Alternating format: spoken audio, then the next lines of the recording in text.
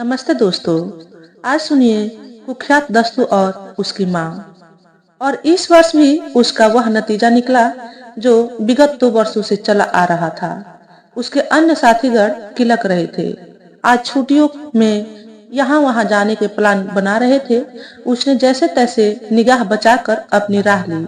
वे सब अपनी ही बातों में व्यस्त थे, लेकिन वह इन सब बातों से बेखबर अपनी धुन में चला जा रहा था। सभी की बातें असहनीय थी। अचानक उसके कदम घर में की बजाय पास की नुक्कड़ की ओर मुड़ गए, जहां उसी की मानिंद और भी साथीगर बैठा करते थे।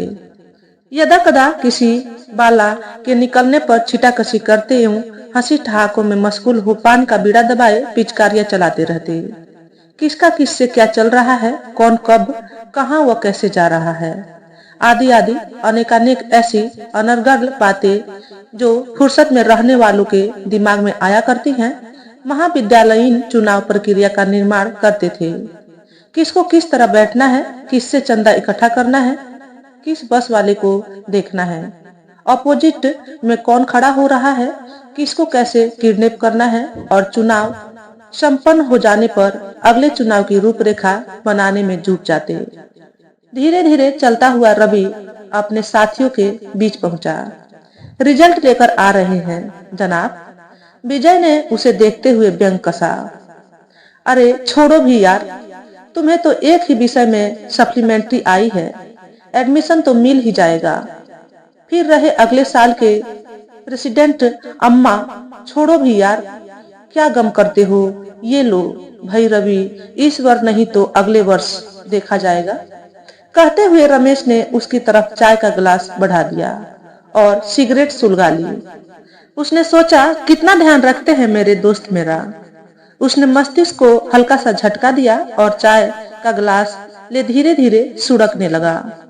दोस्तों के मध्य अन्य कई बातें चलती रही, लेकिन आज उसका ध्यान अपनी ओर आकर्षित नहीं कर पाई। घड़ी ने रात के 11 बजाए।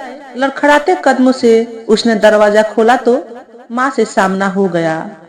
वह एक पल को चौंका, फिर अपने आप को संयत कर अपने कमरे की ओर बढ़ गया।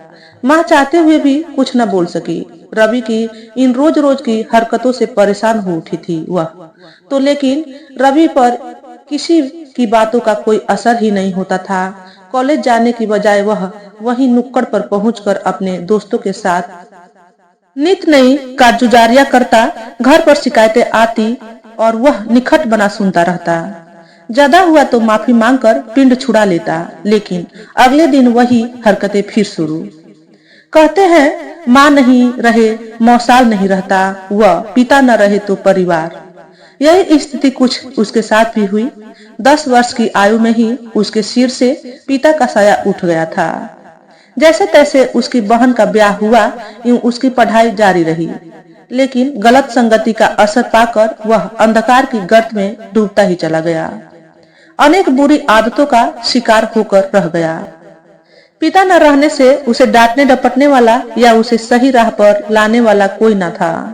एक बार शहर में एक चाकूबाजी की घटना हुई, जिसमें रवि एक बड़ा सा घाव लिए घर आया। माँ से न देखा गया। माँ की ममता उमड़ पड़ी। जब तक घाव भर न गया, उसकी सेवा शुश्रूषा करती रही। जब जब भी वह कराह उठता, तुरंत उसको ढाढ़स बंधाने लगती, लेकिन जब वह स्वस्थ हुआ तो फिर वही क्रियाकलाप शुरू। न जाने उसके साथियों ने उस पर कैसा असर डाला था कि वह उनसे बिना मिले उसे चैन ही नहीं मिलता था। माँ उसे समझाया करती थी, बेटा तू जिन राहों पर चल रहा है, उन राहों पर खून ही खून है। तू अभी बच्चा है, समझता नहीं है। मुझे डर है कहीं किसी दिन कोई अनर्थ न हो जाए। वह कोई जवाब नहीं देता और बाहर निकल जाता। माँ को उसकी ढिठाई पर गुस्सा तो बहुत आता, लेकिन उससे कोई फायदा भी तो न था।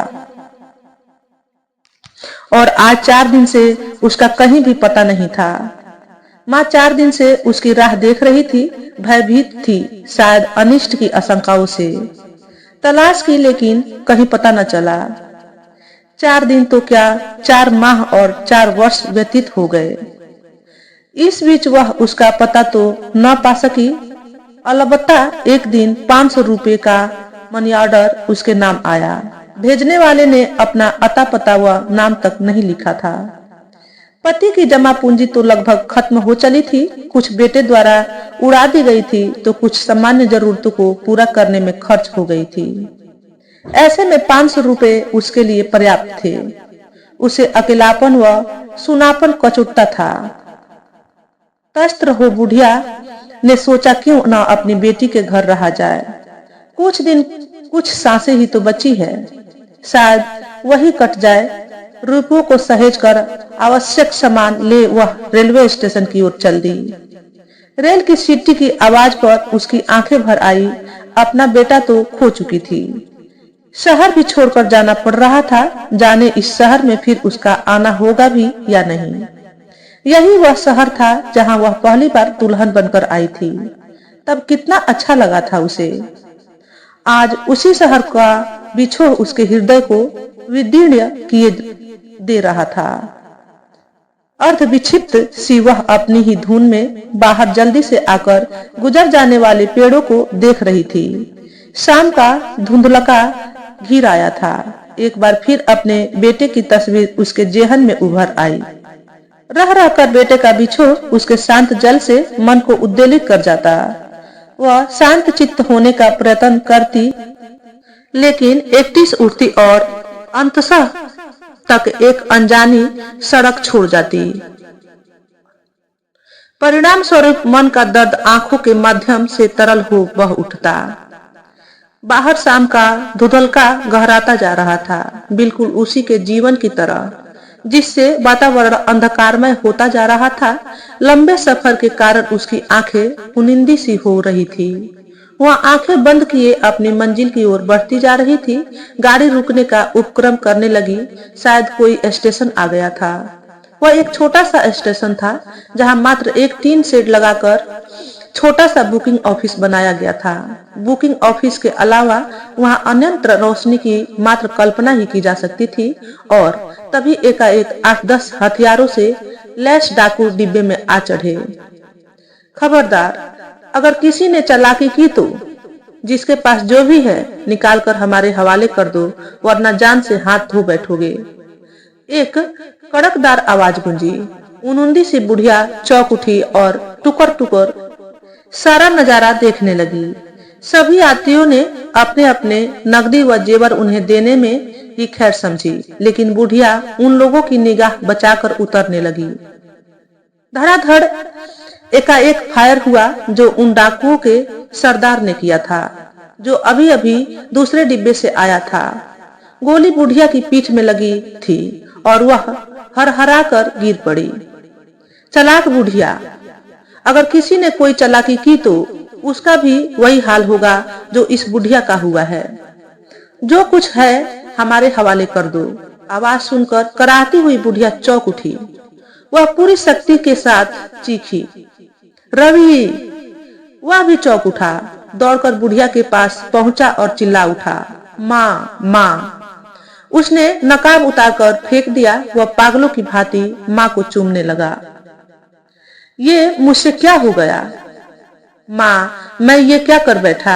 हम अभी अस्पताल चलेंगे। माँ, तुझे कुछ नहीं होगा। लेकिन बुढ़िया को बहुत कुछ हो चुका था, रक्त काफी बह गया था। वह बोली, नहीं बेटा, अब कुछ नहीं हो सकता, बहुत देर हो चुकी है। तू इतने दिन कहाँ था रे?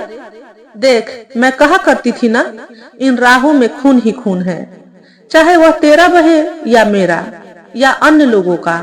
बस एक आखिरी विनती है बेटा कि अब किसी से उसकी मां न छीनना बेटा। आह आह! और बुढ़िया ने अपने रुपए निकालकर उसके हाथों पर रख दिए और निर्जीव हो उसका शरीर एक और लुढ़क गया। सुबह समाचार पत्रों में लोगों ने पढ़ा कि रेल के 3य श्रेणी कंपार्टमेंट में एक कुख्यात दस्यु और उसकी मां दोनों की लाश पाई गई। तो दोस्तों, आज के वीडियो में बस इतना ही। अगर आपको हमारे द्वारा बताई गई कहानी थोड़ी सी भी अच्छी लगी हो तो वीडियो को लाइक और शेयर करें। चैनल पर पहली बार आए हो तो चैनल को सब्सक्राइब करके बेल नोटिफिकेशन को ऑल पर सेट कर लें, ताकि आपको ऐसे ही अच्छे अच्छे वीडियो देखने को मिले। हमेशा खुश रहें, हमेशा स्वस्थ रहें। वीडियो देखने के लिए आपका बहुत बहुत धन्यवाद।